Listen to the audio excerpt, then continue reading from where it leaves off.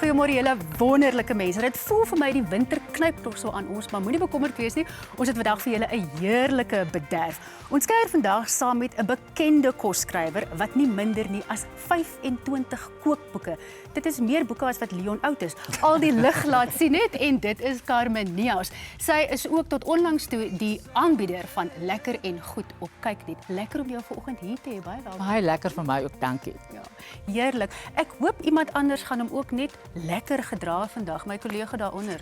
Dit gaan ek met so enigmatiese legende hier in die ateljee. Hoe dan nou anders? Carmen, is heerlik om jou hier te hê. Ons sien baie uit. Baie dankie. Te Vir kuier. my ook lekker. En heerlik. In vandag se sake fokus maak ons 'n draai in Durban en die Noordkus en ons vind uit oor lekker geleenthede op die kultuurfront en soos julle gesien het, is Dawie nou nie hier nie. Daar wat ons mis jou man. Maar ons het 'n gasaanbieder. Die man homself, Divan Botha. Ag Leon, baie dankie vir die spanne, so lekker om hier te wees. Carmen, ek sien natuurlik uit later om ook met jou te gesels. Soos ek gesê het, gesels later met Carmen Niehaus of nie Carmen Niehaus. Verder gee ek raad aan entrepreneurs en gesels met sakemense vandag. Ja, en Corlie, vandag moet jy seker in jou noppies wees want jy het self 'n groot ikoon hier op die bank. Goeiemôre, ek is kinderlik opgewonde, Charlene, en is natuurlik in my element hier in die ateljee omdat Carmen hier by ons kuier. Nou, sy is een van my groot kosikone en ek gesels self later met haar op die bank. Vandag vat ek 2 Suid-Afrikaanse gunstelinge en gee dit 'n heerlike gourmet kinkel. Sappige boereworsrolletjies met 'n tuisgemaakte perske bladjaan. En om die smake perfek af te rond, geniet ons dit saam met 'n glas Nederburg Private Bin Edelkeur Noble Late Harvest. Dit klink vir my perfek. Nou vir die weervoorspelling deur Anet Botha en daarna gesels ons landbou sake.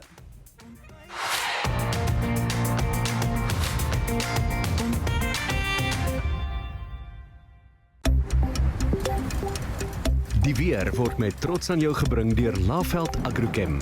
Saam boer ons vooruit. 'n Vinnige terugflits na donderdag toe hierdie koue front nodige reën gebring het vir die Suidweskus. Maar agter daai front gaan temperature skerp daal oornag en die naweek kan ons bergwinde verwag in die weste. So kom ons kom terug in die ateljee en ons kyk na jou voorspelling.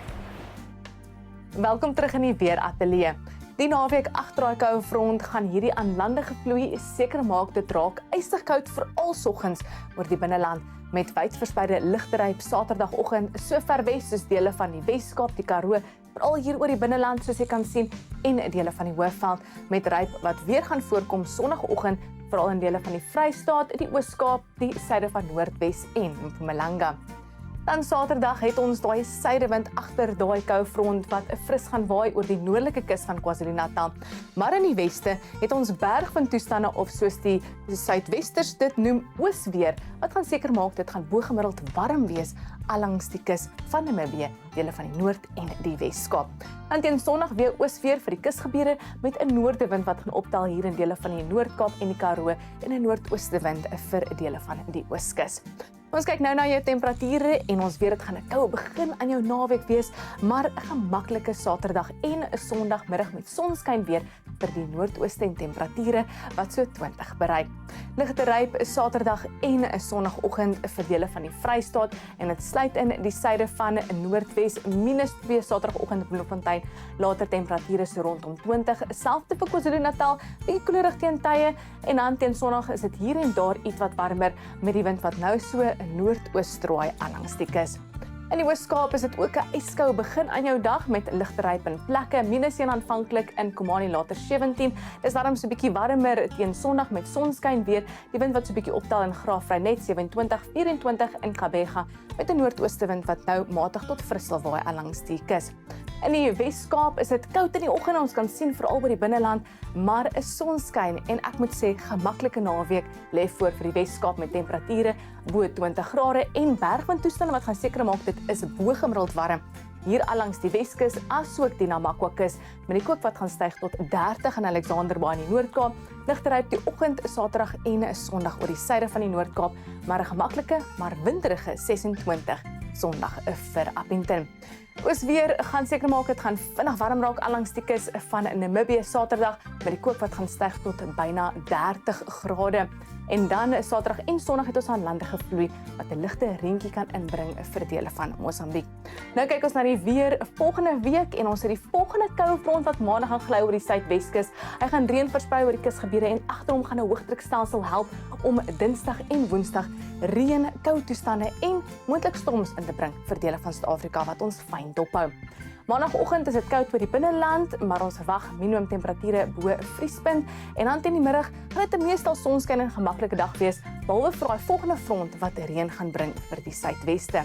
En dan Dinsdagoggend is dit weer koud in dele van Suid-Afrika, net 1 in Sutherland, 7 in Pretoria en Johannesburg.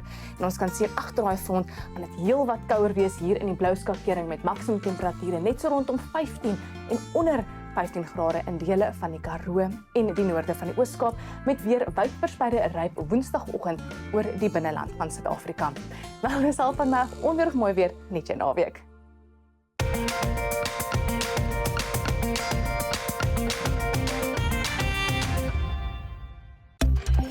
Landbounuus word met trots aan jou gebring deur Laveld Agrochem.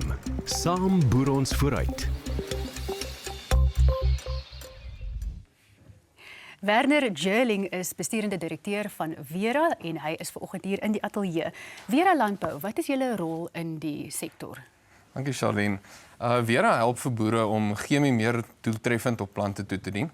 So kyk ons na al die verskillende faktore wat 'n moontlike effek op 'n boer se bespuiting kan hê. En ons evalueer dan al daai omstandighede en maak dan vir boere aanbevelings vir hoe hulle praktyk kan aanpas of slim tegnologie op die einde kan implementeer. Die einddoel is eenvoudig en dis om boere te help om chemie optimaal te laat werk op plante op die einde van die dag. Jy weet, van die faktore waarna ons onder andere kyk, as 'n mens kyk na iets soos omgewingsfaktore, kyk ons na maksimum en minimum temperature, ons kyk na relatiewe humiditeitwaardes, selfs partykeer topografie en ook anders belangrik windspoed. Iets wat ook belangrik is dat ons die regte omgewing skep vir daai chemie om optimaal te kan floreer. Daarna kyk ons in water na pH-waters, ons kyk na is jou water gehard of nie. En ook kyk ons dan nou na al die waterkondisioneringsmiddels wat gebruik kan word. Maar Werner, dit klink vir my vreeslik gekompliseerd. Hoekom is dit so belangrik vir boere om dit alles te verstaan? Dit is baie belangrik. Jy weet, wêreldwyd staar ons boere baie uitdagings in die gesig, waarvan ons spesifiek kyk na een uitdaging. En dis die feit dat baie van ons onkruide siekte en plaas besig om weerstandig te raak teen sekere van die chemiemiddels wat ons beskikbaar het. Terselfdertyd as 'n ou kyk is daar minder chemie wat tot 'n boer se beskikking is. Daar word minder produkte mark toe gebring en ons kan nie staat maak net op ou praktyk en ou tegnologie en ou chemie om vir ons op die ou einde effektiewe beheer in hierdie omstandighede te gee nie. Ons kan nou self dink as ons vir Napoleon stuur Oekraïne toe om daar te gaan veg, byvoorbeeld, jy weet, gaan hy heel waarskynlik slegs tweede kom. Ja. Dit is nie vir die rede dat sy soldate noodwendig sleg is of sy leierskapstyl sleg is nie.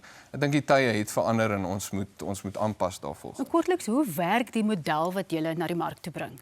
Ja, soos met enige verhouding kan boere kontak maak met ons deur op ons webtuiste 'n konsultasievorm in te vul, ons te kontak of selfs 'n e-pos te stuur.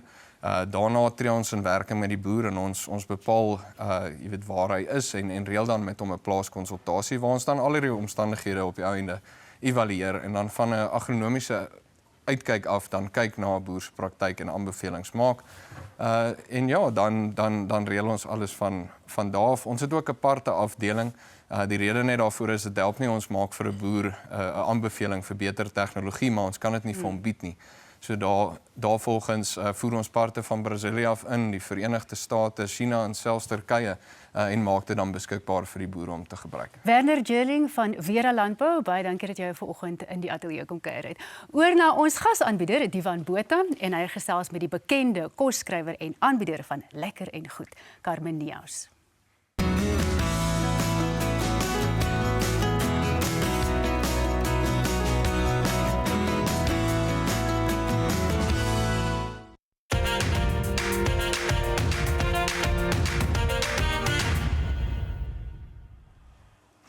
Carmen, dit is 'n voorreg om jou hier te hê. Jy's 'n ikoon, mag ek dit maar vir jou sê? Nie regtig nie, ja.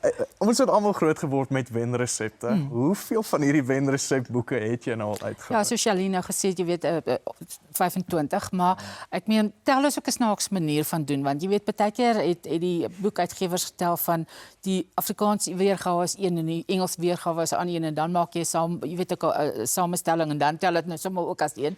So daar was nou jou party meer as daai 25, maar ek het toe volstaan by 25 en ek besluit op 25 klink vir my na 'n goeie nommer. Kom ons as 'n reisgenoot. Hoe lank was jy by die huis? Ek was 32 jaar by huisgenoot, ja. Mis jy dit? Weet jy, in 'n sekere sin ja, maar eintlik in 'n eintlik basies half was dit vir my net so lekker begin gewees, want dit begin voel nou eintlik vir my half, jy weet, ek het nou regtig waar eers spoed opgetel en nou, jy weet, regtig waar begin 'n lekker leef en al sulke dinge. Ek meen ek kon seker gaan aftree as ek wou, maar dit is net nie part en parcel van my leef en my manier van doen nie. So ja, so nou, jy weet, as ek is voltyds aan die gang nog steeds in die koswêreld. Seker mense sê dis 25 jaar te min, maar kom ons praat oor jou wenresepte. Ja. Die proses, jy's 'n kreatiewe persoon en ek kan nie net vir jou nou sê wees kreatief nie. Vertel ons deur daai proses waardeur jy gaan om 'n wenresep te ontwikkel. Wel ja, jy weet, ek meen vir my gaan dit nie daaroor soos ek altyd vir mense sê, ek gaan nooit vir jou 'n klassieke, ek gebruik altyd die voorbeeld van 'n puttanesca sous maak nie, want dit is net nie hoe ek werk nie. Jy weet, ek meen ek sal daai inligting inneem en ek sal dink maar ek wil iets spesifiek half doen en dan sal ek begin om dit bymekaar te sit. So met ander woorde, ek sal 10 of 15 verskillende boeke of verwysings miskien hê waarvan ek hier 'n ding vat en daar 'n ding van my eie ding doen. En die maklikste manier eintlik basies half is om te werk in verskillende geurprofiele en te besluit van waar wil jy hierdie spesifieke gereg en watter geurprofiel wil dit, moet dit 'n Midde-Oosterse een wees, moet dit 'n Oosterse een wees, moet dit 'n jy weet, hoe moet dit eintlik basies aan mekaar gesit wees. En die oomblik as jy half daai ding reg het om te weet, maar jy weet dit is die parameters waar volgens jy wil werk, dan kom alles outomaties eintlik bymekaar. Dis nie dat eers dat jy met die eerste probeerslag gaan suksesvol wees nie. Ja. Ek meen ek is permanent besig om 'n ding te ontwikkel en vandag smaak hy so en môre smaak hy heeltemal anders en so gaan hy net aan. Dis 'n moeilike vraag, nee. Wat is die lekkerste deel van jou werk?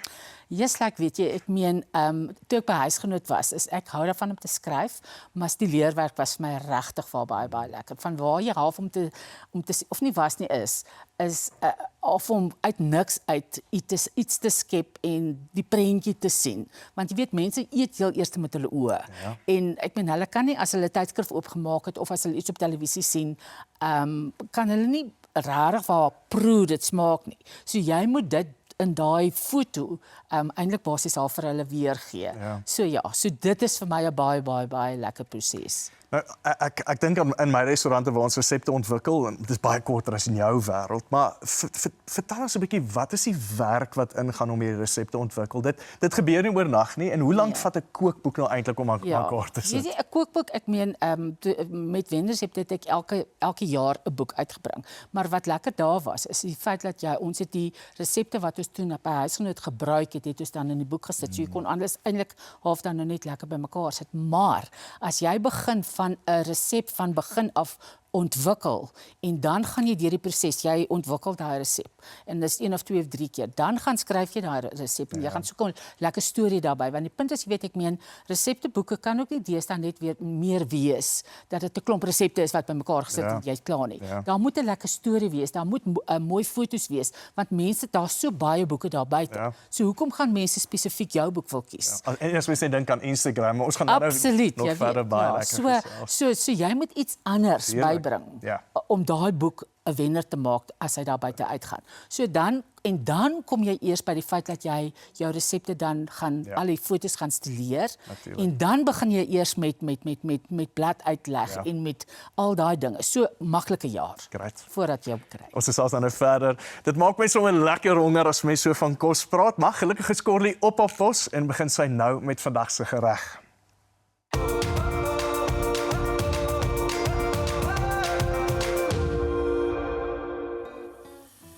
Nou kom ons begin sommer met die ster van vandag se gereg en dit is die perske bladjan wat soet, geurig en effens speseryagtig is.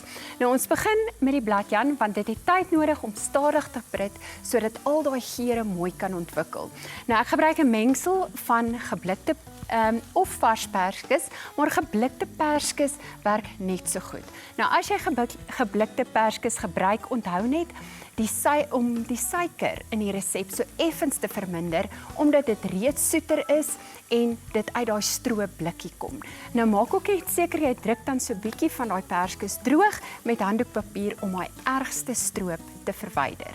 Dan sny jy die perskes en die appels in blokkies en kap die eie fyn of in reepies. Nou verbrand jy die eie en ek het hier al klare pot wat reg is, maar ek wys sommer so 'n paar stappe vir jou tussenin. Soos ek gesê het, verbrand jy die eie, speserye eers so effens vir so 'n bietjie ekstra geur.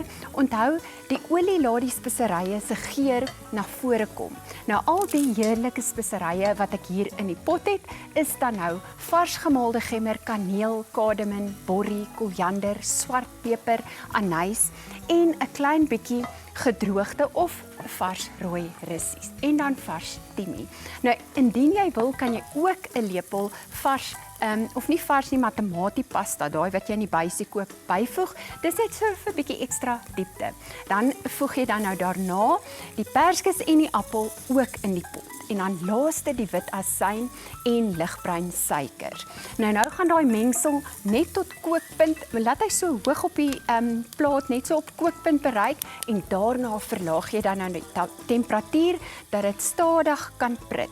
Nou die bladjan moet ongeveer 45 minute prit tot dit dik en glansend is, amper soos 'n tipe van 'n marmelade. Dan roer jy dit net gereeld sodat niks aanbrand nie. Nou die kombinasie van soet perskes, geurende speserye en sagte suur van die asyn skep 'n bladjan wat perfek by die boerewors gaan pas.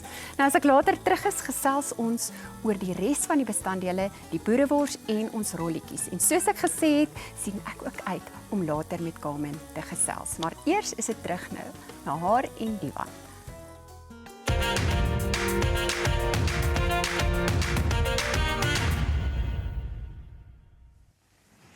Carmen, in my wêreld praat ons van 'n star dish of 'n wennergereg. Nou dit klink baie makliker as om net met een op te kom. Hoe kom mens op met so 'n wennergereg? Jy sê ek weet jy elke week is eintlik half iets anders. Jy weet dit is ek hou my oë en my ore op die grond. En ek blaai deur boeke en ek so dit is eintlik half 'n manier en jy moet weet wat is die nuutste tendense daar buite. Dis wat ek wil vra. Ja. In 'n wêreld waar ons vegetariërs het, ons het vegans, ons het mense wat net vleis eet. Hoe kombineer mens al hierdie verskillende versoeke nou in 'n wenresep? Daar raak jy flexitarian. Ja.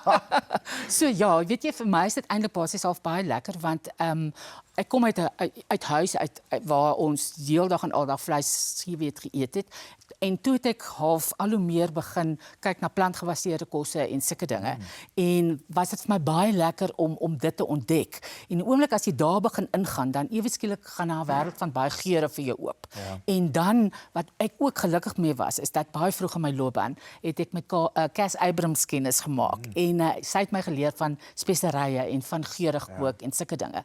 En op daai manier dink ek kom jy by 'n wenresep uit. Kyk, ek wens ek kan eendag dat jy vir my kook, maar kom ons praat oor jou familie en vriende. As jy nou vir hulle iets kook, as hulle vir jou sê, "Luister, maak vir ons vanaand ietsie lekker."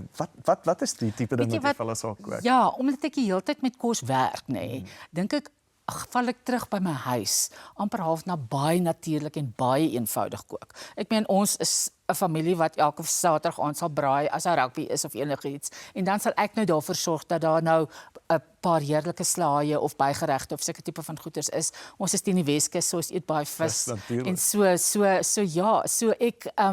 weet jy, ek laat my net nooit, dit moet net nooit 'n ding raak as jy verstaan wat ek verstaan, maar dis jou werk ook. Ja, so ek probeer dit so eenvoudig as moontlik hou, maar dit moet steeds lekker wees. As jy vir my vra, my laaste maaltyd is pap en so moenie vir my lag as ek dit vir jou sê nie, maar jou laaste maaltyd wat jy ooit sal wil hê. Wat sal dit? Myne is net so amper half sal ek maar sê dit klink eintlik so eenvoudig, maar ek is verskriklik lief vir brood.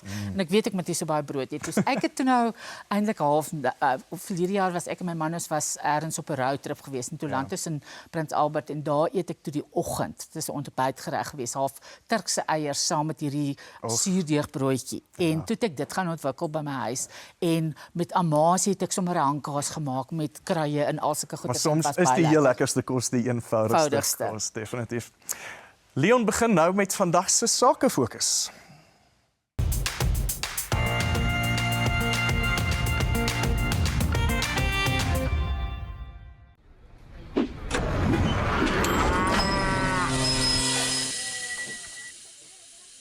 Pollen, besigheidsfinansiering. Dis tyd vir die sakefokus en ons maak 'n draai by die see. Die Noordkus van KwaZulu-Natal is een van ons land se gewildste vakansiebestemmings vir al Belito. En ons kyk nou na 'n lekker hotel en 'n goeie mediese sentrum ook daar naby.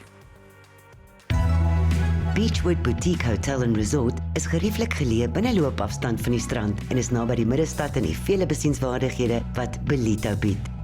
Die hotel het 13 pragtig ontwerpte kamers wat aan almal se behoeftes voldoen. Of jy nou 'n ontspanne gesinsvakansie of 'n vinnige naweek wegbreek beplan, elke kamer is deeglik ontwerp vir gemak en elegansie en bied die perfekte mengsel van moderne geriewe. Ontdek ook hulle stylvolle selfsorgverblyf wat bestaan uit ruim woonstelle met 2 en 3 slaapkamers, elk perfek versier met kalmerende kleure om 'n gesofistikeerde en verwelkomende atmosfeer te skep. Skippies restaurant bied 'n wye verskeidenheid geregte met die fokus op die beste Suid-Afrikaanse gunstelinge, vars seekos en 'n verskeidenheid heerlike geregte. Die kroeg, handgemaak deur die eienaar, bied drankies vir elke smaak en skep 'n wonderlike atmosfeer vir alle besoekers. Hulle splinternuwe spa is ook 'n moed om te besoek met 'n verskeidenheid van behandelings. Beachwood Boutique Hotel and Resort. Bespreek jou verblyf vandag en ervaar net die beste wegbreek by die see. Medisyne gaan meer oor mense as oor voorskrifte. Wat Village Health Mediese Sentrum in Umhlali net noord van Belito anders maak, is dat hulle werklik omgee vir die persoon wat voor hulle sit. Nie net die toestand waarmee hulle te doen het nie. Hulle neem tyd om te luister, te verstaan wat vir hulle pasiënte saak maak en om verhoudings gebaseer op vertroue te bou. Hulle bied omvattende gesondheidsorg vir die hele gesin, van pasgebore babas tot grootouers. Saam met hulle algemene praktisyns het hulle 'n multidissiplinêre span sorgvuldig saamgestel wat sielkunde, fisioterapie, arbeidsterapie, optometrie, audiologie, chiropraktiese sorg, mondhygiëne en estetika insluit. Pasiënte kry deernisvolle persoonlike gesondheidsorg in 'n verwelkomende omgewing. Hulle weet dat 'n besoek aan 'n dokter oorweldigend of selfs skrikwekkend kan wees. Daarom werk hulle hard om 'n kalm, vriendelike omgewing te skep waar pasiënte gemaklik voel om vrae te vra en 'n aktiewe rol in hulle gesondheidsorg te speel. Village Health Mediese Sentrum, 'n ongelooflike span wat pasiënte werklik holistiese sorg bied.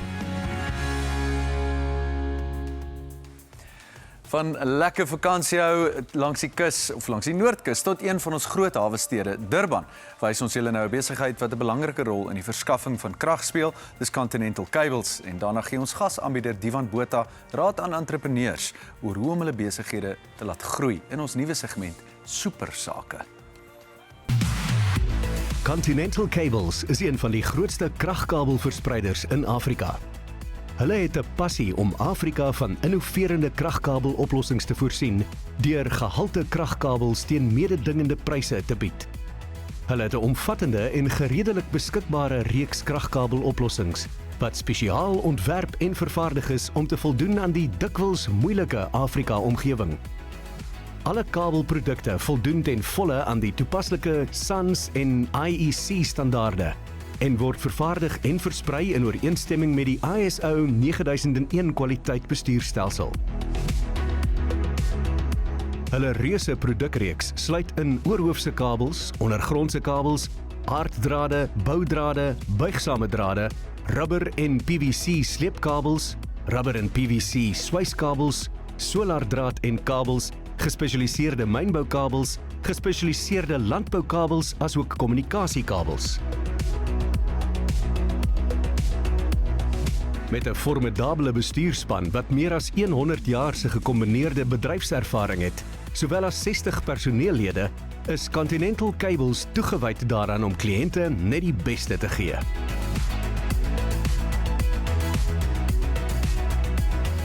Verder het hulle die koopkrag om mededingende pryse en 'n deurlopende voorsiening van 'n groot hoeveelheid voorraad te verseker. Hulle sny ook standaard voorraad-items om aan te pas by kliënte se spesifieke vereistes. By hulle kom die verbruiker altyd eerste.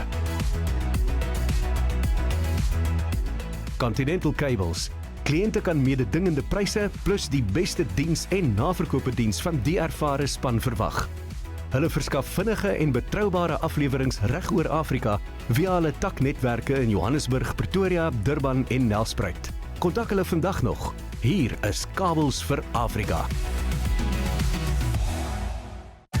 'n Sterker ekonomie begin by mense wat veilig en tuis voel en wat hoop het. Hartland, trotse borg van ekonomiese sake, want ons bou leefstyle wat saam met Suid-Afrika groei.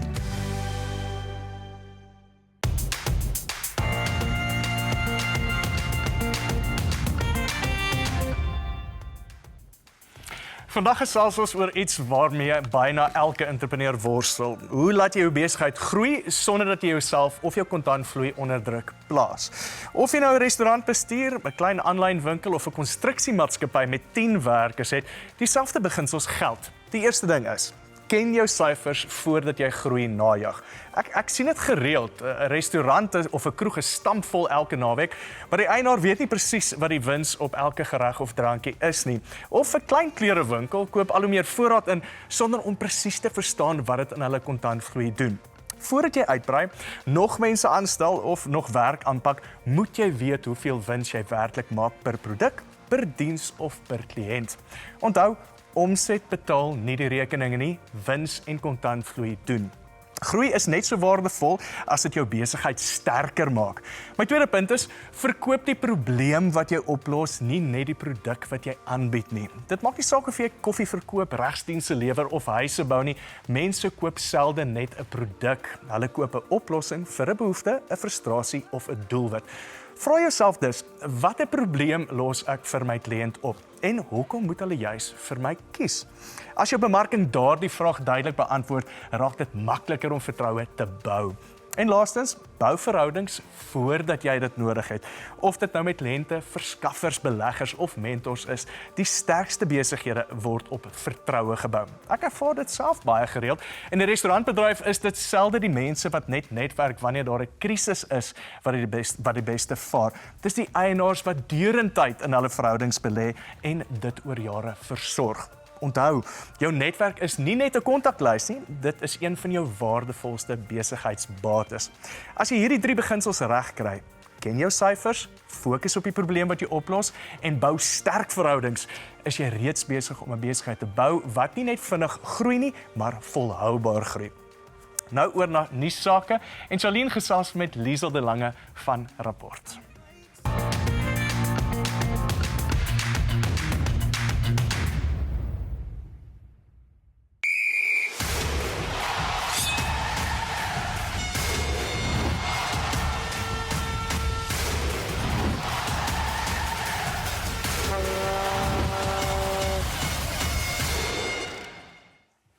Ons nuuspersoon van die week, Liesel de Lange van Rapport, baie welkom in die ateljee. Dankie. Nie stories ingepak so sardientjies in 'n blikkie. Dit is hoe hierdie week gelyk het. Ons begin by die Madlanga kommissie. Ons is redelik kommissie vuisvoors. Hy herinner ons net weer in een sin dalk. Hoekom is hierdie een belangrik? Hierdie een is baie belangrik want dit is hopelik 'n goeie kans wat ons het om die verrotting binne die regstelsel reg te stel. Ja, en hierdie week se getuienis van advokaat Andrea Johnson van die onafhanklike ondersoekdirektoraat, dit breek al vir mense hart. Dit breek ons hart want sy is een van daai mense wat nie regtig vroeër betrek is by 'n klomp kom ek sê donker geheime of donker probleme binne die polisie en die regstelsel nie. Maar ongelukkig het daar nou oor die afgelope weke al heelwat uitgekom wat vraagtekens oor haar ook laat ontstaan het. Byvoorbeeld dit blyk dat haar getuienis nou by die Madlanga kommissie is teenstrydig met wat sy einde verlede jaar by die parlementêre ad hoc komitee gelewer het wat ook kyk na die beweringe van generaal Mkhwanazi rondom probleme in die polisiediens. Daar het kwessies uitgekom waar sy byvoorbeeld ook die afgelope week gebieg het dat sy nie behoorlik gekyk het na sekere inligting, byvoorbeeld met daar's 'n vrou by Brigadier Mokwele wat aangekla is van korrupsie as gevolg van haar aanstelling by die Misdaadintelligensiediens en sy's as deel van die groep saam met generaal Khumalo gearresteer. Maar dit blyk nou dat sy wel die regte kwalifikasies gehad het. En advokaat Johnson het toe gesê maar dit lyk my nie sy het behoorlik daarna gekyk voordat die vrou aangekla is nie. Ek het nou geluister na 'n uittreksel van die ondervraging van haar van een van die kommissarisse. Daar's baie ernstige vrae oor haar leierskapsvermoë. Maar dit lyk tog vir 'n mens asof die kommissie redelik effektief sy werk doen.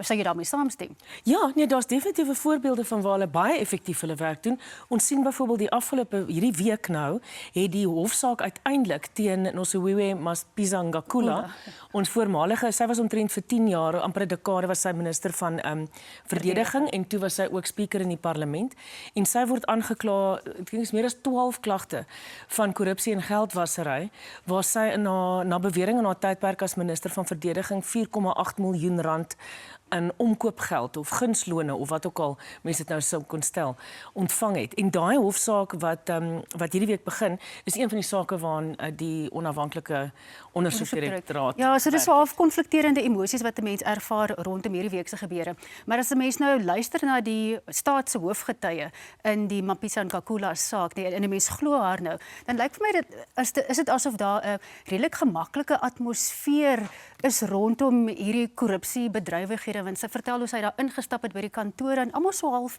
joviaal is. Is jy ook jy's seker een van die groot tenderhouers. Weet hoe moet die mense oor hierdie goed voel behalwe regtig diep depressief?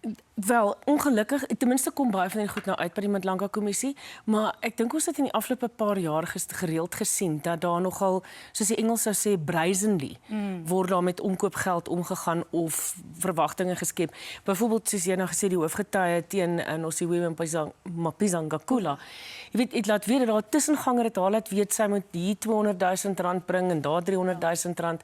En is nogal kommerwekkend dat mense met soveel selfvertroue weet skelmstreke kan aangaan en lyk asof hulle dink hulle gaan nie uitgevang word nie. Nou Liesel, ons moet op 'n bietjie van 'n ligter noot eindig. Die OVK wat sê hy verwag die groot totaal van 100,000 kandidate vir die 4de November se verkiesing. Hoe is dit moontlik? Hoe kry mense 100,000 mense? Wel kyk, jy sit met al daai, dis wat 257 munisipaliteite wat nou setels het. Daar's 10,000 setels in totaal beskikbaar. So daar is net 10,000 plekke. So 90,000 mense gaan baie teleurgesteld wees en gaan nie ingestem word nie.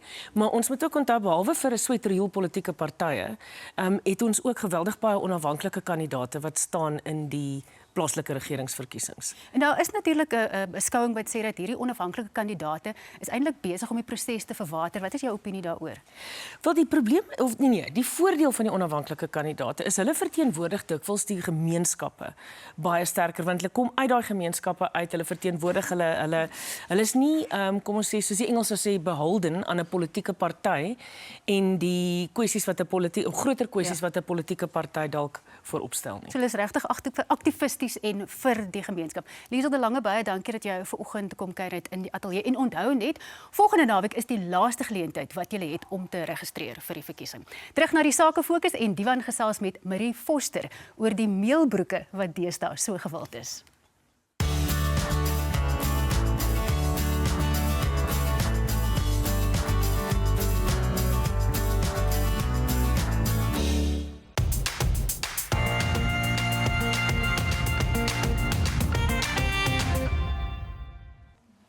Ons kyk nou na die produk meelbroeke. Marie, baie welkom. Vertel my waar die idee van julle produk vandaan gekom. Dankie, Diwan. In die middel van die nag tussen 2 en 3 in die oggend. Wat is waar die meeste beste idees vandaan kom? Ja, dit kom eintlik 'n lang pad. En dit is net iets wat mense van hou, dis 'n 100% katoenproduk. So dit is net iets wat so lekker dra en daar was 'n spasie vir Snowflake en ons het met Snowflake begin en met baie ander goed aangegaan. Ja. So was dit eintlik 'n afvalproduk van hulle wat hulle nooit gebruik het, Snowflake nie, of hoe daai samewerking met julle gebeur? Nee, die mense kry nie meer die sakke nie. Die sakke word nou op polypropylien gedruk. Ja. So hierdie word vir ons gedruk. En dan maak ons die klerasie daarvan. Okay. Vertel my, wie dra die klere? Almal. Van speenhout tot stokout. Ja. Dit was aanvanklik 'n tienerding of 'n jong volwasse ding, maar deesdae as die 8-jarige boetie sien sy 16-jarige sussie het een aan, wil hy ook een hê. Ja.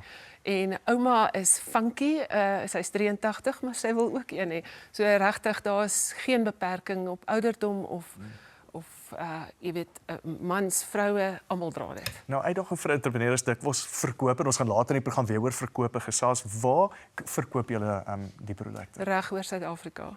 Daar's groot handelsmerke wat dit aanhou, groot winkels en dan is daar ongeveer 50 onafhanklike agente waarna ek verskaf. En ons het dit natuurlik op ons webwerf ook. Nou, waarheen is julle op pad? Dit wil ek, enige entrepreneur kyk altyd 15 stappe vooruit. Waarheen is julle op pad? Ons weet nie. Ek hou net vir daai antwoord, want as mense vir my ook 'n vraag sê, ek weet ook nie waar my besigheid op pad is nie, maar wat is jou droom? Waar sal jy graag wil wees? Ek weet nie. Ons gaan net aan. Ons kry idees en ek sê altyd as jou idees opraak, het jy 'n probleem. Ja. So die idees kom net en mense gee vir ons idees. Die publiek wat na die markte toe kom gee vir ons idees. So ons is die hele tyd besig met nog en meer en meer. Ons is besig om uit te voer. Ons het ons produk in Australië, in Engeland, die UK en in Amerika. So ek sal graag wil sien dat dit groter word. Marie, jy het my geïnspireer vandag. Kleiner, groter entrepreneur, nou internasionaal. Het was so lekker om met jou te gesels. Baie dankie, Divan. Dankie. Ons kyk nou na die klere reeks. Daarna vind Leon by Eric Venter uit waar hy sy volgende sake fokus beplan.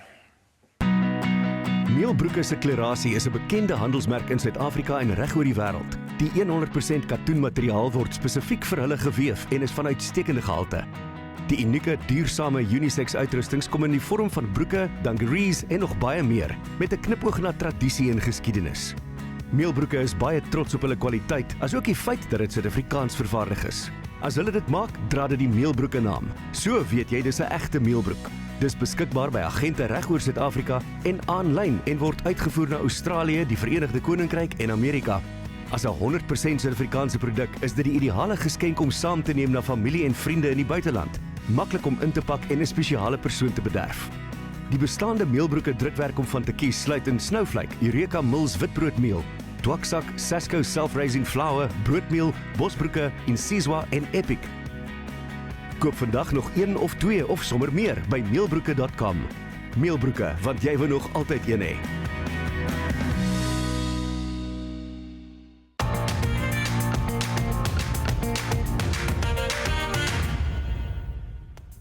Staan hier met 'n netjiese Pringle hemp. Erik Venter. Maak 2 van ons. Nee, is dit nie, nee. Waar gaan jy volgende? Leon, my volgende sake fokus gaan die panorama roete wees. Weet jy waar die panorama roete is? Klink vir my kaperig. Is nie heeltemal kaperig nie. Jy weet as jy daar by Gos Window staan en jy kyk so panoramies uit na daardie area toe. Dis waar die panorama roete is. Jy weet, Dit maak sin. Dorpe wat daarbey betrokke is Sabe, jy weet, is Graskop en dit is Hazyview. Sommige so 'n bietjie deurtrek na Witrifuur toe ook, jy weet, al daai toeriste areas. Dit is waar ek gaan rondloop. En 'n baie bedrywige area in ons land, daar's groot besighede daar. Kan mense goeie besigheid, jy weet, jy het ook nou jou industrie wat daai besigheid ondersteun.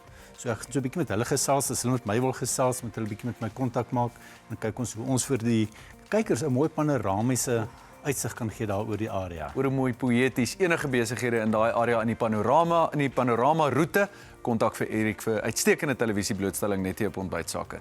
Nou eers terug na Corlie.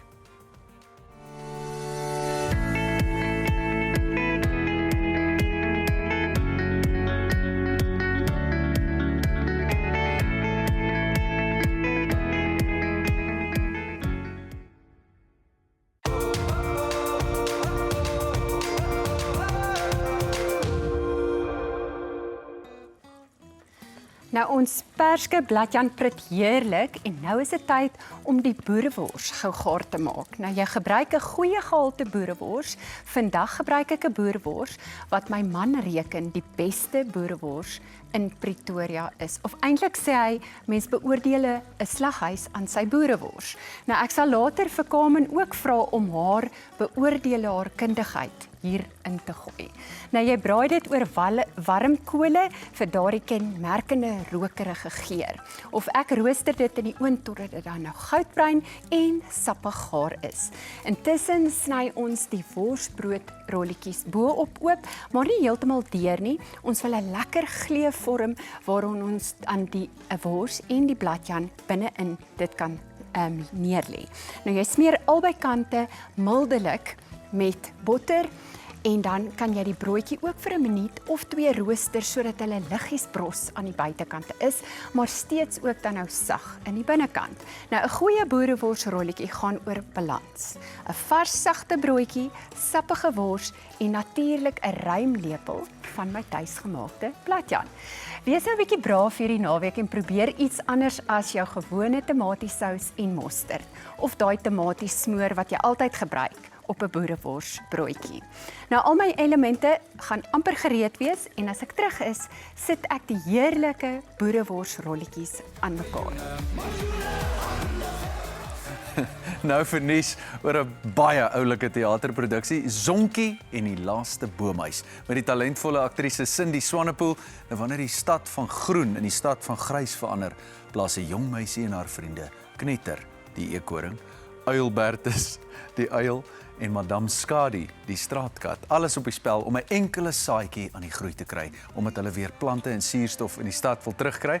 Dit is 'n kinderproduksie, maar ouers sal dit net so baie geniet, veral met 'n glasie wyn in die hand. Bespreek vir volgende Vrydag aand se opvoering by die Beloved Kleinteater deur tixa.co.za. Kaartjies is R100 vir volwassenes en R50 vir kinders.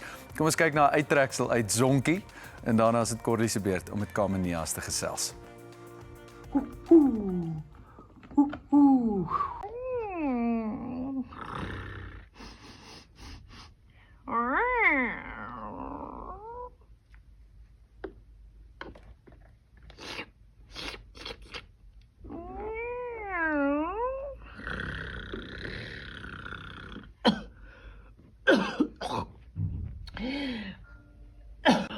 Vir nou gaan ek eers 'n uiltjie knip.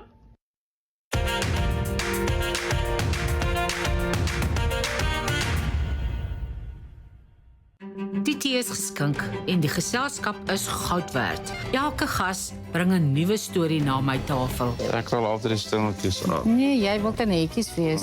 Onvergeetlike koservarings en smake wat hulle na aan die hart lê. Soos ons in Frankryk sê, santé. Weskus sê sommer charts.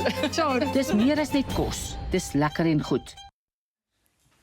Carmen, hulle hou my gewoonlik net in die kombuis, so ek is so 'n bietjie ongemaklik hier, maar ons gaan lekker gesels asof ons op die sitkamerbank sit. Ja. Nou dit het begin met 'n kookboek. Lekker en goed. Waar het die idee vir 'n televisieprogram gekom? Maar ja, laat ek dit so vir jou stel, ek met my hele lewe lank, veral selfs tydens huisgenoot, het ek altyd gedink ek wil graag lekker kos maak, maar dit moet ook heilsaam wees. Ja. En toe ek nou klaar maak by huisgenoot, toe ek besluit nou is die tyd reg om daai boek bymekaar te sit. En toe het ek gegaan en ek het die produksiehuis genader en gesê maar ek sit met hierdie konsep van kos wat moet lekker wees, maar dit moet ook vir jou goed wees. Ja. En ja, daar het toe nou begin. Die groot ding was om borge te kry vir so 'n televisieprogram. Ja, dis altyd die uitdaging en ek dink mense gee altyd 'n resep, maar mense wil gewoonlik eintlik maar sien hoe jy dit self ook doen. Nou, jy het al saam met baie bekendes of heelwat bekendes gekook. Ek wil nou hulle aflees hier. Hannes van Wyk, Mila Gaai, Dani van Spoegwolf, Rolanda Marie. Het jy by hulle ook geleer? Want ja, weet jy, dit was hier seisoen 2 spesifiek was fantastiese gaste geweest. Nou die hele ding van lekker en goed is dat ek wil nie daar vir mense geleer het luister maar so maak jy nou die perfekte steakgaar of enigiets van die aard. Vir my het dit gegaan daaroor dit moet van wees. Dit moet lekker wees in die kombuis. En daarom was dit vir my so lekker geweest byvoorbeeld toe ons saam met Hannes kook, is dat ons het regtig waar meeste van die tyd so lekker gelag. Ek dink, jy weet ek ben nou oomblik toe Hannes staan en hy sê maar die beet wat ek nou hier besig is om te sny, lyk soos 'n faksmasjien waar die beete uitkom, jy weet. Toe lag ons so ver, toe moet ons alles eers so stop en toe gaan ons aan. So daar was sulke wonderlike oomblikke om saam met elkeen gewees wat vir my fantasties was en wat ek by hulle geleer het. Spesifiek ook, jy weet, oor die professionaliteit waarmee hulle omgaan op televisie. Ja, natuurlik. En ek dink mense, jy sal nou met my saamstem, mense voel altyd geïntimideerd met ons as chefs. Maar hulle besef nie ons skryf weer ander tips en triks van hulle en mens leer ook van daai mense. Nou ek weet iets wat vir my baie belangrik is afronding. Nou in die dek van 'n tafel en opdiening. Hoe voel jy daaroor? Absoluut. Jy weet, omdat ek uit 'n stileringsagtergrond kom, is daai, soos ek sê, mense eet met hulle oë is baie belangrik. Nou by Lekker en Goed op die televisie was ek in die bevoorregte posisie om Herman Lensing van Sarie. Hy het vir my was agter die skerms. So met ander woorde, hy het daar kom buis mooi gemaak, hy het gesorg dat daai kos so wonderlik lyk en al sulke dinge. So ek hoef net te gefokus het op daai resepte dat hulle reg werk en al sulke dinge. En soos wat ek sê, jy weet, ek meen as jy 'n fantastiese span mense saam met jou het, dan hoekom gaan jy nou eintlik basies half, jy weet, kommer oor enigiets. Dit is wat lekker was. Ja, dan laat die eindprentjie net mooi lyk. Nou mooi kleure en verskillende teksture is ook baie belangrik op 'n bord. Nou ek weet ek hou daarvan om soos mense soos jy en soos ek sê, ek is 'n groot fan, kan ek 'n Engelse woord gebruik. Deel 'n bietjie van daai geheime met ons. Ja, weet jy, ek meen, kyk, net soos wat met mode is daar by kos baie definitiewe tendense. En die hele tendens op hierdie stadium is eintlik dat kos moet mooi wees, maar dit moet ook natuurlik wees. So ons het weggedoen met daai verskriklike oordadige manier van moet allerlei blommetjies en vrulletjies en sousietjies en skyimpies en al sulke tipe van goeders. Nou is kos. En dit is wat mense wil sien en hulle wil half kan voel, maar ek wil dit wat daar op die bord is, wil ek kan eet. So vir my is dit baie lekker om te half te kan sê, jy weet, maar daai eenvoud wat terug is. En 'n belangrike ding natuurlik is dit waarop jy jou kos opdien. Moenie skree teen jou kos nie. So met ander woorde, jy gaan nie sommer 'n mooi bruin gebrande stuk steak op 'n bruin bord voorsit nie, want die twee gaan so met mekaar skree dat nie een gaan eintlik basies half die hero wees nie. So kos moet die hero bly. En dis wat dit vir my nou so lekker maak op hierdie stadium. En ek sê altyd mense moet speel met kleure as dit kom by kos. Nou Carmen, kyk, ek sal die hele dag hier met jou sit en gesels, wat is my lekker want ek sê altyd mense dink dieselfde as dit kom by kos. En ons kan dalk nou nie sing nie, maar ons kan verseker prentjies op bord of ons kan nie verf nie, maar ons kan prentjies op 'n bord. Carmen, dit was regtig 'n voorreg om met jou te gesels. Ek moet terugkom in die kombuis. Nee, dit was my net so lekker, moet ek jou kom help. Asseblief, niemand wil my ooit help, sal jy my kom help. Dankie dat jy saam met my gekuier het. Die glans, die prestige, alles in die Sunbet Arena op 10 September. Die ontbytsake toekennings 2026 met internasionale kunstenaar Lauren Allred, die stem van Never Enough, 'n rooi tapijt toekenningsaand saam met Sake Elite, ook met optredes deur Elvis Blue, Darren Lam, Elandrey en Elmay Chur. Kaartjies is beskikbaar vanaf 1 Mei by pixa.co.za en ontbytsake se kaartjieskamer. Dit is 'n groot okkasie wat kom en hier is nou nog 'n geleentheid vir julle om betrokke te wees by die kies van 'n wenner. Ons het 'n paar uitstaan oomblikke uit verlede jaar se programme gevat en julle moet nou asseblief laat weet wat julle gunsteling is. So gaan kyk op ons Facebookblad en komment onderaan die pos wat jou keuse is. Sommige is lekker laf soos Dawie met lipstick en ander is musiekoomblikke. Laat weet vir ons wat vir julle uitgestaan het. Ons wys julle nou die oomblikke, maar onthou julle moet op ons Facebookblad gaan stem daarvoor. Hierna gesels Divan met Werner Dyer van B4I Academy. As die reën van stof en roet verby is,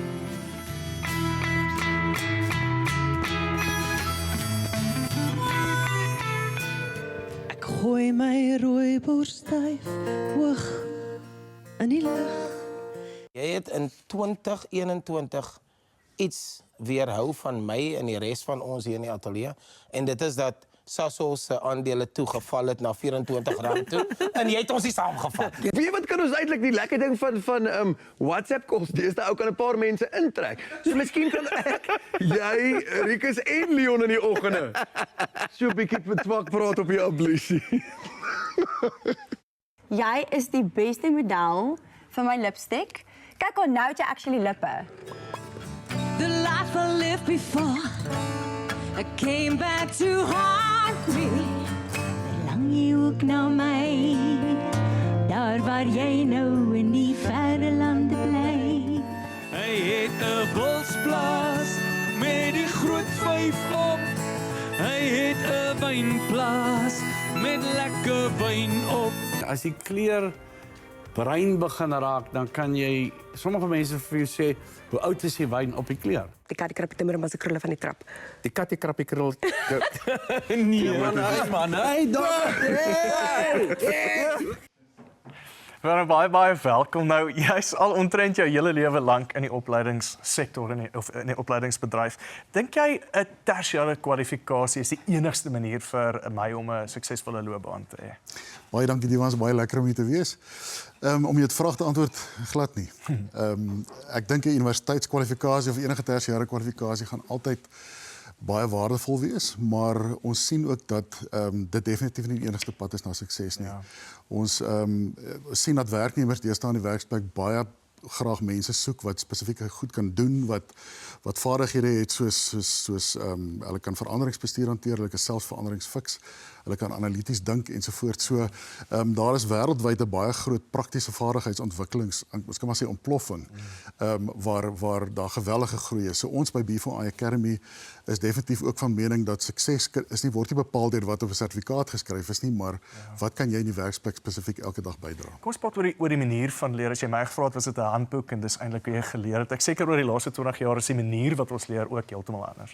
Ja, ek dink hierdie aksie op 'n selfoon is wêreldwyd die aksie wat seker die meeste uitgevoer word. So dit wys net vir ons dat ons leef in 'n wêreld waarin kennis nie skaars is nie, maar aandag skaars is. Jong mense kan enige tyd, enige oomblik 'n baie moeilike feite onmiddellik op hulle selfoon opsoek. So opleiding kan nie meer dieselfde lyk nie. En daarvoor moet leerinhoud spesifiek korter, meer prakties en onmiddellik toepasbaar ontwikkel word. Ja. Kom ons praat oor kritiese denke. Ek dink dit is, as ek met baie van my vriende praat, sê hulle eintlik die tekort aan vaardighede is om krities oor iets te dink. Ek dink nie dit is waarna ons ook beweeg nie. En hoe leer mens so iets vir iemand aan? Ja, dit is definitief, dit is baie belangrik vir jou om met inhoud om te gaan en nie net eenvoudig daarna te kyk en dit aanvaar vir wat dit is nie, maar om self dieper daaroor na te dink. So dit word verweef in leerinhoud nie spesifiek as 'n vak nie, maar ja, dit word verweef van alle kennis wat 'n mens op. En dis wanneer mense terugkom na of kunsmatige intelligensie. Dis nou vir my baie maklik. Ek kry 'n vraag, ek kry 'n vraag, ek soek eintlik die antwoord en kunsmatige intelligensie gee dit eintlik vir my. Is dit nie eintlik 'n bedreiging tot die manier hoe om te leer? Ja, definitief. Ek dink dit is die groot dilemma tans in opleiding omgewing spesifiek op tersiêre vlak. Ja. Hoe waarborg ons dat daai antwoord wat 'n leerder vir ons gee, dat dit bewys dat daar kennisoordrag plaasgevind het en dat die leerder daai inhoud onder beheer het, onder die knie het. En ja, ek dink dit sou baie kortsigtig wees om te dink dat mense dit uit opleidingsomgewing moet uitskuif en dat mense dit selfs moet verbied, wat by baie plekke gebeur. By ons, by B4I Academy, sien ons dit 'n absolute uitdaging. Ja. Dis vir ons baie lekker. Om dink KAI is definitief deel van, dit gaan nie weggaan nie. Dit gaan deel wees van alle toekomstige beroepe. Ja, jy gaan 'n toekomstige werksplek gaan nie vir jou vra, het jy KI gebruik nie. Ja. Hy gaan vir jou vra, kan jy goeie vrae vra? Kan jy krities denk? Kan jy daai wysheid van jou antwoorde, kan jy dit met wysheid omsit? Natuurlik. As al enige besigheidseienaars of menslike hulpbronbestuurders al buite sit, hoe kan B4I hulle help om hulle staf beter voor te berei vir die toekoms? Ja, om vinnig op te som, ons leef in 'n wêreld wat geweldig verander. Die pas is ongelooflik, so organisasies kan nie stil sit nie. Ons sluit graag vennootskappe met besighede en dan probeer ons om vir hulle mense die regte vaardighede te gee om hulle voor te berei vir 'n wêreld van die toekomstige wêreld. So ons glo dat die Here het in elke mens 'n stel vaardighede geplaas en ons besigheid is om dit te ontgin.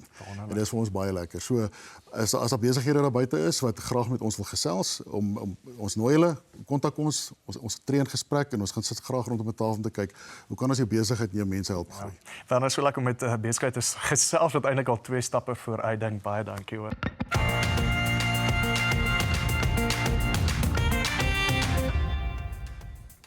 Welkom by Kibersake. Ons is baie trots om weer benoem te wees in die kategorie Beste Ensemble Aanbiederspan vir die Silverskerm toekennings wat in Augustus plaasvind.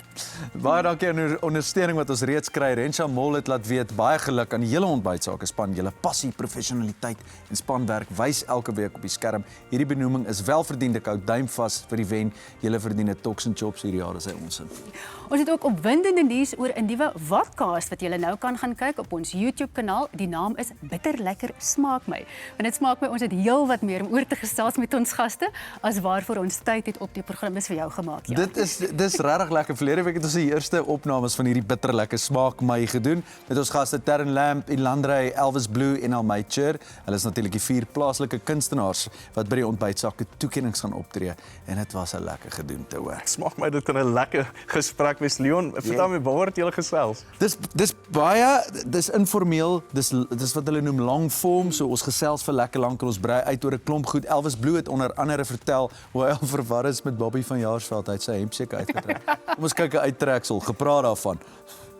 Dis nie my song nie, maar soms claim jy dit net. Ja, veral as iemand jou en die tannie is so nice. Ek kan nie anders. Ek het tannie. So met ander woorde wat jy vir my wil sê, en ek glo dit nie. Sy het gedink jy's Bobby van Jaarsveld. Is dit Bobby se song? Dis Robbie. Robbie van Jaarsveld. Ek dink is Robbie se. Wat? Nee, dis Bobby se song. Bobby van Jaarsveld. Bobby Wessels. Nee, dit is Robbie. Dag is Bobby. Dis Bobby. Dit is Bobby se liedjie. Met ander woorde, maar dit is 'n pleintjie vir jou. Sy het gedink. Ek vat dit vir my. Gee antwoord gerus. En jy is van Leon van hierop. Maar jy het met Ilandrey en met Terren Lamb ook gesels. Ja, en daar is ons het bietjie nogal en onverwags. Dit is nie ons het dit beplan nie. 'n Bietjie in die dieper dinge ook ingegaan. Die twee het saam studeer ook, né? Nou ons wys julle gou sommer 'n stukkie daarvan op. My liedjies is my babies. En ek voel eendag as ek nie meer hier is nie, net my babies wil dit. Dis 'n nalatenskap. Ja. So ek doen dit vir daai. Ek doen dit vir ek voel ek het die Here het vir my hier gesit met 'n purpose, met 'n passie, met 'n doel en ek moet my werk doen. Ek moet songs skryf. Ja. Sê? Ja. Is dit nog vir jou daai? Voel jy nog so na al hierdie tyd? Ek bedoel mens kom as 'n jongeling in, nou is dit is hierdie ou met die diep stem, kan nie. Hoe ek die skepper ken is, hy vat baie min geskenk terug. Behalwe as daar rede is. En ek dink, terwyl ek nog musiek kan maak en nog woorde agter mekaar kan sit, is daar seker rede hoekom daai woorde in my skoot beland het. En daar's baie verhale om te vertel, nie net myne nie. Ons as mense en ons is op 'n unieke plek in die wêreld met unieke omstandighede en in 'n versameling kreatiewe invloede wat maak vir baie interessante stories. Salonia Becker is nou ons sosiale media aanbieder en sy het met die sangeres Almay Chur 'n bietjie gaan gesels en dit klink vir my oor 'n paar ernstiger dinge in die musiekbedryf. Kom ons kyk gou. Hallo julle, ek is Salonia Becker en welkom by die Smaak My podcast. Ek sit hier saam met Almay Chur. Okay, ek het vir jou een baie belangrike vraag. Hoeveel keer moet 'n line-up net anders gerangskik word voordat ons begin wonder oor die res van Suid-Afrika se talent? Hierdie is 'n indringende vraag. Daar's net nie 'n kans vir 'n buitestander om in te tree nie, want dit word deur 'n monopolie van mense amper bestuur. Want hulle hou daarvan om saam met mense te werk, soos sê nou maar byvoorbeeld agente, waarmee hulle al 'n lang pad geloop het. Gaan kyk gerus na ons nuwe vodcast Bitter Lekker Smaak My, want daar gesels ons verder. Besoek Ontbytsake se YouTube, klik op playlist en dan op die Bitter Lekker vodcast. Ons plaas die direkte skakel ook op ons sosiale media. Net so, van nou af gaan ons dit ook gereeld doen met meeste van ons gaste en Smaak My, julle gaan dan bitter lekker kan luister Kyk nou net. na hierdie gesprek.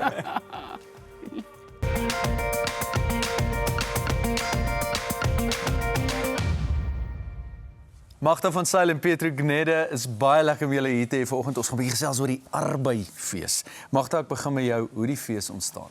In 2008 het Dominee Peer wat die leraar was van NG Kerk Brits, het hy na Willem toe gegaan van Ecoberry en gevra of hy arbei sal skenk om dan word die fondse vir liefdadigheid geskenk gegee en ja, dit sou ons ontstaan het. In 2019 het ons 'n NPO gestig en om meer behoeftiges te help in ons kontry en in ons omgewing. So is dit dan ook waar daai geld heen gaan wat julle insamel? Ja, dit gaan alles vir behoeftige kinders, veral vir kinders en vir ou mense. Dis maar wat na in ons hart lê. Daar is verskriklike groot nood onder kinders. Veral weeskinders, kinderhuiskinders en gestremde kinders. En dit is maar waar ons fondse heen gaan. Petro, hoe het Yara betrokke geraak by die Arbeidsfees? Yara, ons is 'n plantvoedings maatskappy en met ander woorde eintlik kunsmis. So een van ons gewaardeerde kliënte is Willem Biskop van Ecoberry en hy het ons genader en gevra wil ons deel wees en ja, dis vir ons ongelooflik belangrik om deel te wees van die gemeenskap en 'n verskil te maak in die gemeenskap en dit is wat op elke produsent se plaas en dit is wat die Arbeidsfees doen. Hulle maak 'n verskil op die plaas. En so ploeg julle ook terug in die gemeenskap natuurlik. Dis reg, ja. Dit is wonderlik. En ek dink dit is ook so belangrik dat besighede betrokke raak by die kunste mag, dan nie waar nie. Daar's 'n klomp dinge wat gebeur by die fees. Vat ons net so 'n bietjie deur wat die mense kan verwag. Natuurlik die kunstenaars. Ons het baie goeie kunstenaars wat optree hierdie jaar en dan is daar pretpark en 200 vlooimarkstalletjies en natuurlik 'n lekker biertuin om die dors te les nadat jy deur die vlooimarkstalletjies geloop het en dan het ons natuurlik 'n groot skerm om die rugby te kom kyk. So moenie wegbly omdat daar rugby is nie. Kyk vir julle. Ja, so ons probeer dit so familievriendelik as moontlik. Ek wil nou net sê, dit is die tipiese dag wat jy kan kom. Jy bring jou hele gesin, daar is alles. Jy kom ontspan net daar. Waar word baie belangrik, waar word dit gehou en natuurlik waar kan mense kaartjies koop? Onthou hierdie gaan vir 'n goeie doel ook. Dit word gehou by Hartland Equestrian. Hy's op die R511, maar as jy ry van op die N4 tussen Pretoria en Rustenburg, sê jy dit aan die linkerkant sien. En kaartjies kan gekoop word aanlyn by OpenTickets of by die hekke die dae van die fees. So jy kom koop daar. Ja. Dankie vir hierdie wonderlike inisiatief. Mag dit groot gaan hierdie jaar. Ek gaan my bes probeer. Net wanneer dit vind plaas 28 en 29. Dis reg, ja. Dis sommer nou. Dit is een van die dae. Koop daai kaartjies. Dankie dat jy hulle draai kom maak. Baie dankie. Dit was wonderlik om hier te wees. En ekskuus dankie vir Ria wat die onderhoud gereël het. Van Afri-Indi. Sy is 'n ster. Ja, sy is ja. Dis nou oor na leefstylsake met Dr. Judy en Charlene gesels met daaroor matriekafskeid. Nie haar matriekafskeid nie, matriekafskeid.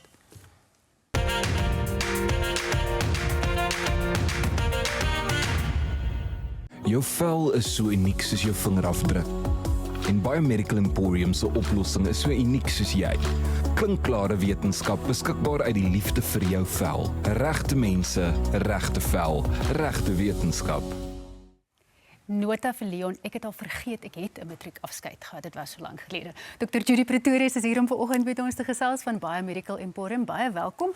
Wat is die grootste foute wat jong meisies maak as dit by die matriekafskeid kom? Hoorie, jong meisies en jong seuns, Hoe is dit?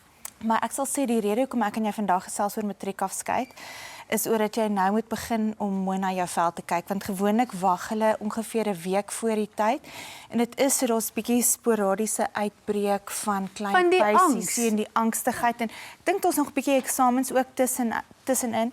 So ja, mens moet maar baie versigtig wees vir jou sosiale media. As iets nie klinies bewese of wetenskaplik beproef is nie en jy gaan doen hierdie tuisgebakte resepte op jou vel, dan kan jy jouself 'n bietjie inlaat vir moeilikheid. So eier op jou gesig en ek praat nou regtig van rou eier en havermout, dit gaan nou nie werk nie. Glad nie. En ek wil graag sê om nou al te begin met 'n rustige velsorgroetine is goed. 'n 3-stap proses in die oggend en 'n 3-stap proses in die aand.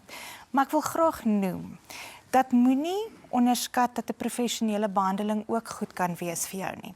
En ek weet ons het al 'n segment gehad deur te sê pas op vir hoë konsentrasiebestanddele vir kinders. Maar nou is jy 'n tiener en jy's nie te ver van 18 af nie.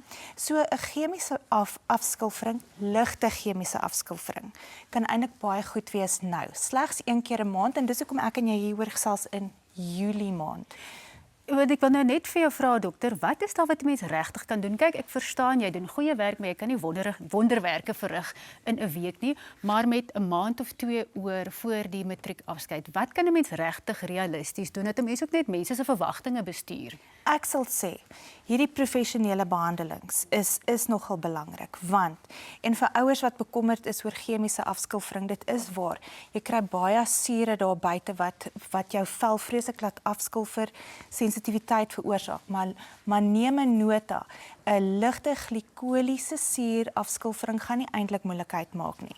Wat dit doen is dit help om die vel se pH weer terug te bring na pH 5 tot 5.5 en gewoonlik daai mikrobiese groei wat geassosieer word met akne, kan jy eintlik doodmaak op die. Jy kan sebumproduksie kan jy heelwat verminder en as daar littekens is oor dat jy pysies druk, gaan dit eintlik dit opbring na die oppervlak en dan gaan jy heeltemal daarvan ontslaa raak.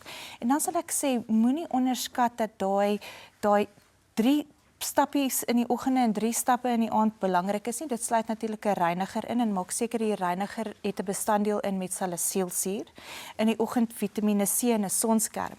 Daarteenoor in die aand kan jy 'n reiniger gebruik, dieselfde reiniger met salicylsuur en 'n hipokloriet spray wat die vel kalmeer en dan 'n tipe bevochtiger, wat net seker maak dat daar nuwe cellulêre proliferasie is en as daar bietjie merke is op die vel, dat dit net heeltemal verdwyn. Nou, ek weet jy's ook iemand wat glo in 'n holistiese benadering, so die salon professionele behandelings is belangrik, die tuisstappies, maar daar moet meer met jou hele lyf gebeur as net goed op jou gesig sit.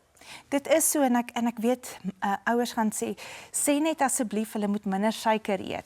Ek sal eerder sê gaan maak seker jy het 'n goeie probiotika wat jy elke dag inneem en probeer eerder van suiwelprodukte ontslae te raak. Te veel suiwelprodukte, hoë konsentrasies laktiese suur oral, verminder dit eerder. Dr. Judy Pretorius, baie dankie dat jy kom kuier het. Finansiële sake is volgende en Diwan gesels met Willem Basson van Efficient Groep.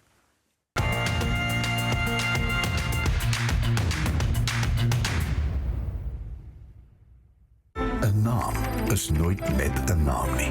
'n naam, 'n reputasie word gemeet nie aan wat dit sê nie, maar aan wat dit doen.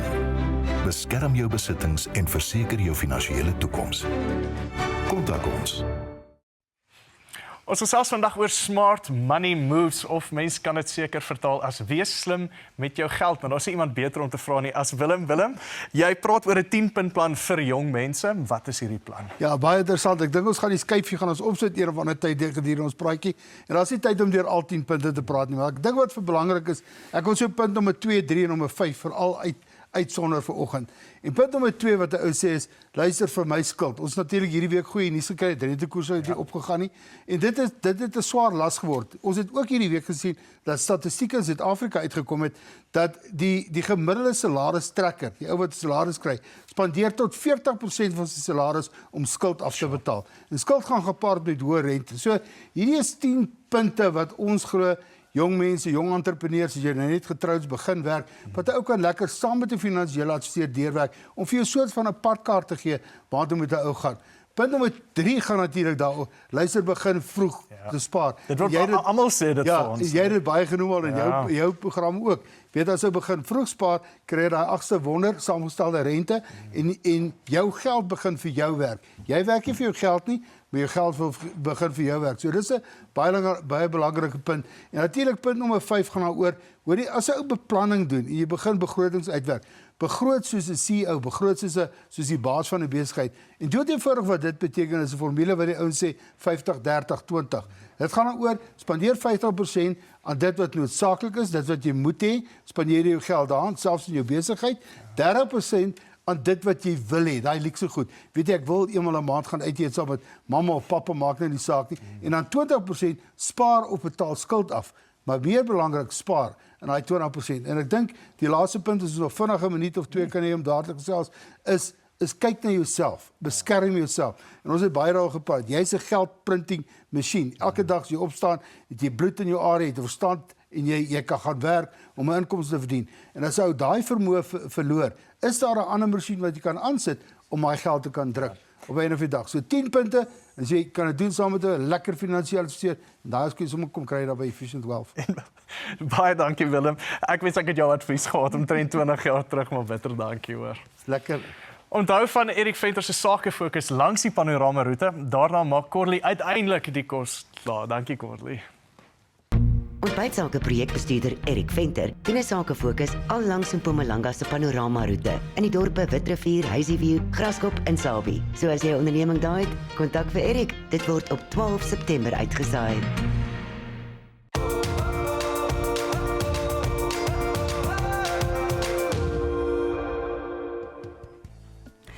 Nou julle weet al, opdiening is my gunsteling en beste deel. Nou dit is hier waar die kosprentjie altyd mooi bymekaar kom en 'n ruim lepel van die tuisgemaakte glansende perske bladjan bo-oor. Die boerewors is die perfekte kombinasie van soet, suur en speserye. Nou vir garnering, vars basiliekruid of mikrokruie, dit gee nie net kleur nie, maar voeg ook 'n vars geur by die ryk bladjan of wat dit mooi gaan balanseer. Nou hierdie is die ideale gereg vir 'n naweekbraai, sportdag of selfs 'n informele kuier saam met familie en vriende. Nou kom ek wys gou vir julle. Ek wil net gou voor ek wys, kyk hoe mooi vinnig het my bladjan wat ek hier voor julle gemaak het uitgekom. Hierdie het nou wel effe afgekoel, so ek gaan hom eerder gebruik. So hierso het ek my broodjie. Ek vat die worsie en ek sit hom so in die middel. En dan gaan ek nou van hierdie bladjan vat en so mildelike paar skeppies hierbo oor sit. Ek het nou nie my broodjie gerooster nie, maar jy kan dit wel by die huis doen. So, jy kan nou ook basiliekruid vat, maar ek het gereken die vars mikrokruie lyk vir my baie mooi. Kom skep gaan nog een.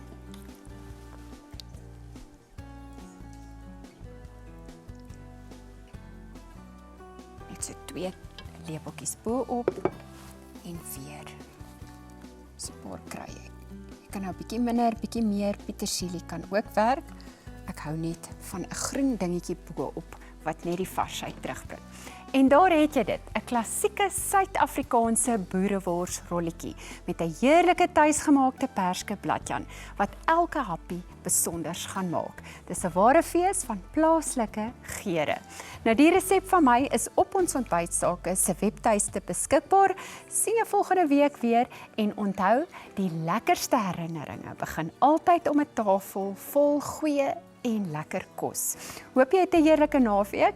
Charlene gesels nou met Carmen Neas, die bekende TV-chef en kookskrywer.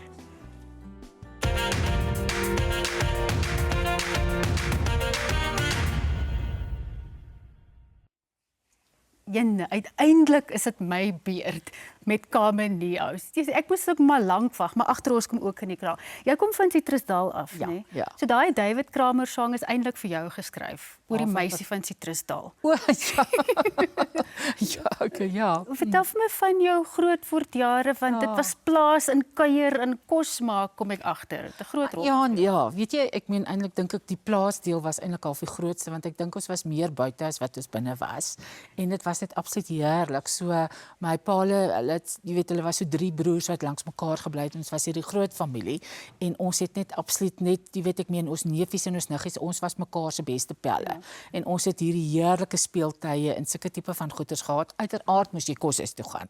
Dit was die baie deel daarvan. Ja. So ons het nou maar op 'n maandagooggend gegaan en dan hier van Woensdag af het ons nie meer begin, dan het ons op eet in die koshuis en dan het die koshuishoof gesê op 'n stadium gaan julle miskien tog wel eet, maar dan weet ons, jy weet, Vrydagmiddag as ons by die huis kom, dan het my ma nou plaasbrood gebak en daar's karringmelk, pudding en al sulke dinge. So plaas was vir ons alles. Maar hoorie, vir hierdie pragtige loopbaan wat jy nou gebou het in die kosbedryf.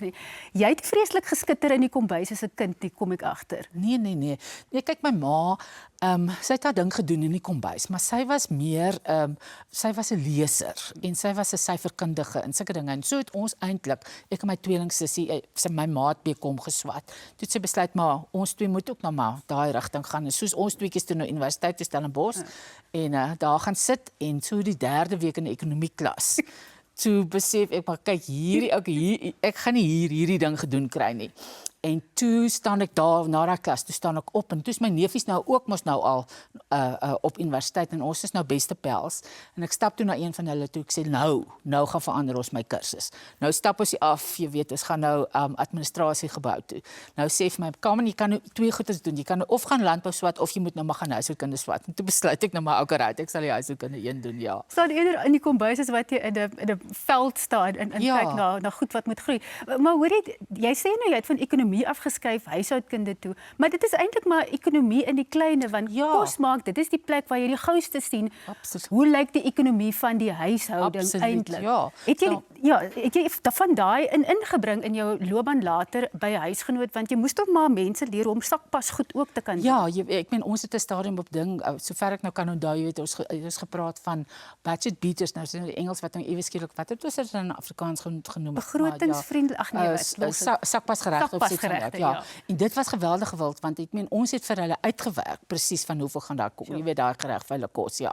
En dit was ek het tot 'n boek ook daarvan uitgebring. Ja. Maar hoe het jy by huisgenoot beland in die eerste plek? Toe nou van universiteit af? Ja, universiteit het ek toe nou eers 'n bietjie gaan eers na die ou departement van nasionale opvoeding. En daar moes ek toe nou gaan klasse gee en sulke tipe van dinge. Nou jy weet, ek meen deel van 'n huishoudkunde kursus is nie net kos nie. Dit behels naaldwerk en hekel en al sulke goedes ook. Ek sou en toe is ek nou daar, my maat gesê, hy gaan daar my kind, die kosdeel is so right, maar daai naaldwerk gedeelte, hoe gaan jy dit nou doen? So sy was doodbenou vir my pad. Toe kom ek nou by nasionale opvoeding en hier moet ek nou gaan klas gee. En die heel eerste ding wat hulle vir my sê wat ek moet gaan doen is ek moet vir mense 'n hekelklas gaan gee. Ek sê nog nooit in my lewe het ek 'n hekelklas aangebied nie, maar in elk geval op daai stadium toe bly ek by my skoonsussie. Ja. En sy leer dan vir my, okay, kom ons sit nou die steke op en dan hekel jy, dan gaan gietjie klas. En dan is ons nog nie klaar nie. Die wol ooit reguit gebly want die goed, ek kan dit net ek het vandag nou glad nie meer hekel, maar vandag 'n gietjie klas.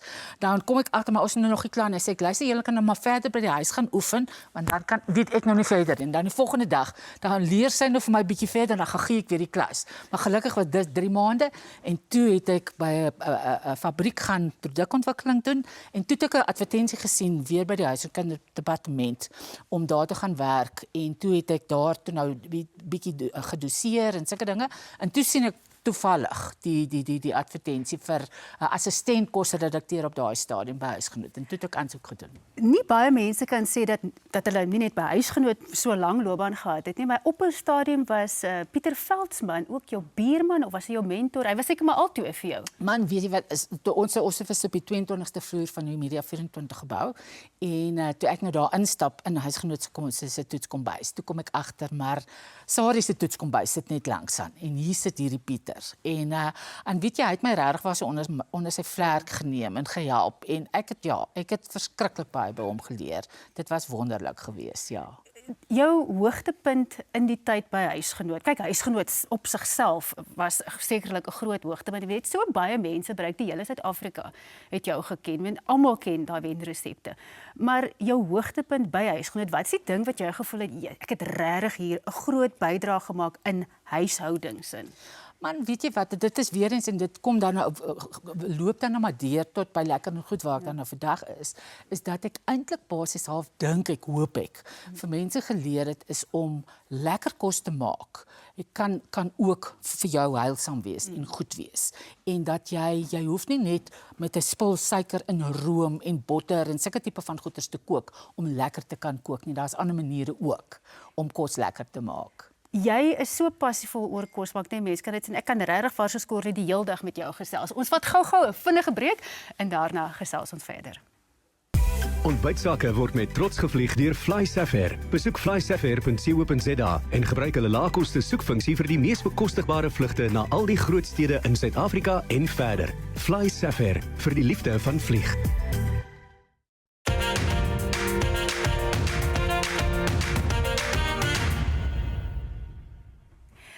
Ek gesels verder met Carmen Niehaus en nou gaan ons tee praat. Nie soos Leon soms doen tee praat, maar oor regte tee praat. Julle rooibos tee handelsmerk. Hoe spreek mense dit uit? Is dit Carmen? Nee, dis Carmen. Carmen. Ja, Carmen. Ja, die streepie gooi mense partytjie bietjie uit, maar ja, dis Carmen, ja. Waar kom hierdie besigheid vandaan? Hoe het dit begin? Ja. Wiese idee was dit? Weet jy wat is toe kyk destyds was daar mos rade vir alles gewees in landbou. So daar was 'n vleisraad en daar was 'n rooibos tee raad en daar was 'n koringraad en 'n sitrusraad en alles. En toe het die goed mos toe nou tot 'n einde gekom. En toe sit my sussie hulle op daai stadium mentjie, my tweelingsussie, sit hulle met 'n en my boeties toe nou ook met 'n klomp rooibos tee in hulle store en weet jy wat ek kan toe daarmee nie. Toe sê sy, maar sy gaan dit probeer bemark. En daaruit is die ek is toe op daai stadium by huis gesnoot en besluit is nou maar okay, dit sal nou maak nou die naam wat Carmien is, wat dan nou 'n samesmelting van my name is omdat ons 'n tweeling is.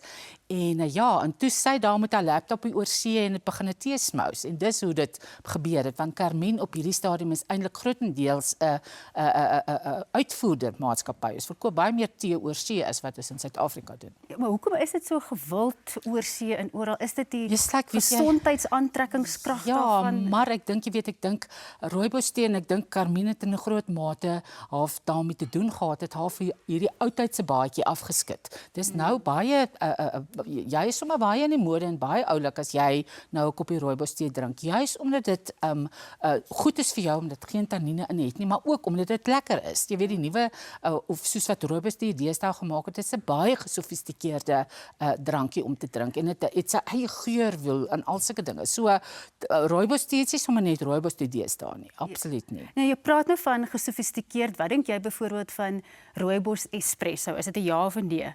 Vir my absoluut ja. En ek geniet geweldig 'n chai rooibos espresso met daai addisionele geure van gemmer en van kaneel en al daai goed. Jy weet ek geniet dit geweldig baie. So ek is nou het so 'n tydjie gelede afgesê maar ek gaan nou op 'n koffie drink. Ek het dit toe so vir 2-3 maande gedoen. Nou is ek weer bietjie terug by koffie, maar as ek dan nou rooibos tee drink, dan is chai espresso. Dis my ding. Carmen, sorry amper sê noem ek jou 'n tee, Carmen.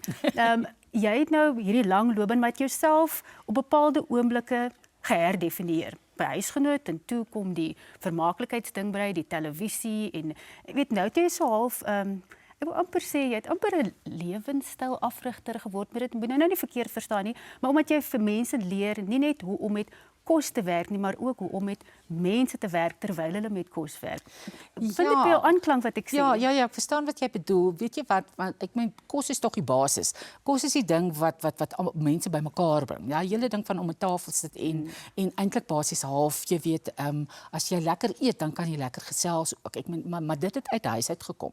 Ons het elke Sondag die hele familie, soms so 50 bymekaar, wat ook al. Nou, wat seker 50? Maklik 50 bymekaar of kom ons maak dit 30. 50 klink amper te veel. Maar elke Sondagmiddag saam geëet en also en dan het ons my paale het jy weet ekonomiese sake gesels. Hulle het gepraat oor die weer. Ja, en ons as kinders kon saam gesels en dit jy weet en dit is wat die belangrike, ek dink dit het die basis gevorm, ja. Ja. Jy's ook nou nog besig met vreeslike klomp ander goed. Jy's ook nou besig om boerewors te proe. Is daar 'n bietjie rooibos in wat dit vir jou lekker maak? Ongelukkig is boerewors is basies dis mos een van die worse wat voorgeskryf word van wat mag in en wat nie. Rooibos is 'n deel daarvan, ja.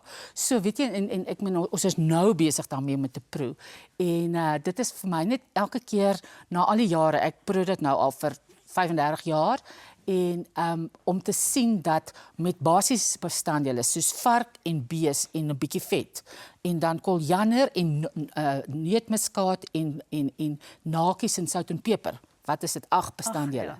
Dat jy so 'n wye verskeidenheid van geure kan kry. Dis net ondenkbaar. Nou jou lewe het ook verskriklike klomp geure behalwe vir al hierdie kos en goed en wonderlike dinge wat jy doen. Is jy ook 'n vreeslike oefenmens? Daai twee het ek nou nie bymekaar gebring het jy CrossFit nie. Hoekom doen jy dit? Doen jy dit vrywillig? Ek doen dit vrywillig omdat dit vir my weet jy wat, ek het oor die jare agtergekom van dat as ek nie oefen nie, dan is ek sommer nie 'n lekker mens nie. Dan is ek baie sommer 'n grompie. Ja. So dit is my lekker en weet jy op lange baan is dis so lekker klomp mense bymekaar. Ons heel en gaan aan en maar ons oefen baie hard. Ek sê vir jou, ons oefen baie hard. Oefen jy kompetisie? Man, daar's nou so 'n kompetisie aan die gang, maar ek het nou besluit maar ek dink ek gaan nou ek gaan net sê maar ek het nie nou tyd om op te doen nie wat ek kan tot nou nog toe nog 'n pull-up doen nie en al sulke tipe van goeders, maar in elk geval maar ek probeer. Ja. Carmen, dit was regtig wonderlik om jou hier te. Ekskuus, daar doen ek dit nou weer. Carmen, dit was regtig wonderlik om jou hier te hê en al die wonderlike goed wat jy bereik het in jou lewe en jy bly so borrelend en entoesiasties en wens jou net alle sukses toe. Baie dankie. Dit was heerlik om hier te wees. Baie dankie dat julle my genooi het. Ja, en nou gaan jy lekker eet. Carmen, baie dankie dat jy by ons gewerk. En wat dink jy van dit wat Corlie vir jou voorgesit het? Dit is maar voorbarig. Absoluut ja. Dit is 'n groot compliment. Ek kan rare gehad. Hierdie bladjie. Joh, hy is uit die boeke uit. En die wors is lekker, hoor. Dit is hoor, nee, kyk daai. Dis 'n Pretoria. Dis 'n Pretoria worsie. Pretoria wors is maar altyd beter mense. Nee. Jy kan nie so sê nie. Carmen, you've got such a Carmen effect. Ek gaan dit nie doen nie. Baie dankie dat jy by ons gekuier het. Ons stuur jou weg met hierdie heerlike edelkleur en 'n Boot and Rally wynsakkie en nog belangriker 'n ontbytsake bekertjie. Dat jy nou net aan ons dink. Ag baie dankie. Dit was so. Terwyl jy eintlik moet CrossFit oefen te weet, daar kan jy daar sit op jou stukkie in. Proteïnskommel. En ook baie dankie aan Divan. Dit was wonderlik om jou hier. Dit was wonderlik geweest, hoor. Volgende week is Dawie dan nou terug en ons kuier saam met die minister van binnelandse sake, Leon Schreiber. Dit gaan interessant wees. So as jy binnelandse sake het, ek het verkeerd verstaan. Ek dog is binnelande sake. En my is 'n dokter, so dis reg. Baie lekker naweek.